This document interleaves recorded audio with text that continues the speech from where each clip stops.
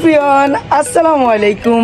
It's me Rafsan Hassan and welcome to my another video. So guys, আজকের ব্লগটা কিন্তু অনেক বেশি স্পেশাল কারণ আজকে হচ্ছে সামনাপুর হোলি। এন্ড গাইস আমি কিন্তু ফুলফিল রেডি হয়ে চলে এসেছি। তোমরা বলবে কমেন্টে আমাকে কেমন লাগছে। এন্ড আমি কিন্তু নতুন ইউটিউব চ্যানেল খুলেছি রাফসান শেখ। সো তোমরা অবশ্যই আমার পেজটা ফলো করে দিবে। এন্ড গাইস আমরা কিন্তু আজকে অনেক বেশি এক্সাইটেড। সো তোমরা ফুল ব্লগটি দেখবে এন্ড লাস্ট পর্যন্ত দেখবে। এন্ড গাইস এখানে আমরা অনেক বেশি সুন্দর করে স্টেজ সাজিয়েছি। তোমাদেরকে দেখাচ্ছি স্টেজটা কেমন হয়েছে। এই যে গাইস আমাদের মেইন স্টেজ, এখানে রং লেখা এন্ড অনেক সুন্দর হয়েছে আমাদের স্টেজটা।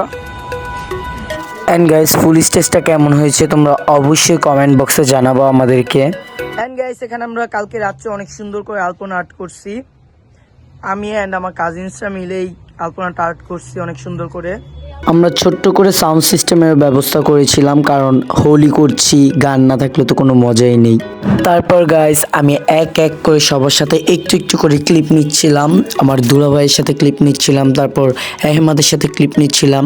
সবার সাথে ভাবলাম একটু করে ক্লিপ নিয়ে নেই। হোলির দিন এত পরিমাণে ব্যস্ত ছিলাম যে আমি ব্লগটা করতে ভুলে গিয়েছি। লাইক দেখা দাও।